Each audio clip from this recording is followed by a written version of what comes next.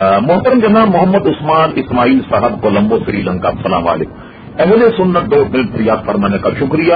ایک جواب ہم پہلے دے چکے، دوسرے بھی آپ کے 2 سوال موصول ہوئے، جواب حاضر۔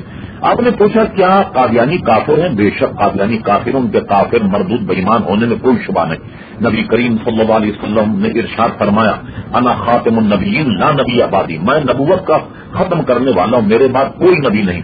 اور قرآن مجید فرقان حمید کا ارشاد بھی ہے، ما کان محمد ابا احد من رجالکم ولکن رسول اللہ و خاتم النبیین۔ حضور علیہ الصلوۃ والسلام کو خاتم نبیین کہہ دیا گیا، اب کسی نبوت کی کہاں گنجائش؟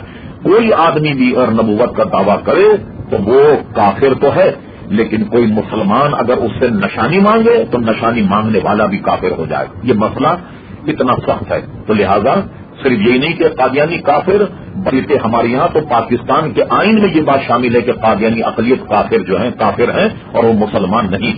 پھر آپ نے پوچھا کیا قادیانیوں کی ویب سائٹ اہل سنت کی ویب سائٹ میں شامل ہے؟ ہرگز نہیں۔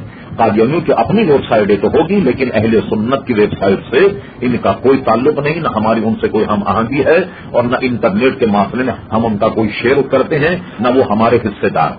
شکریہ۔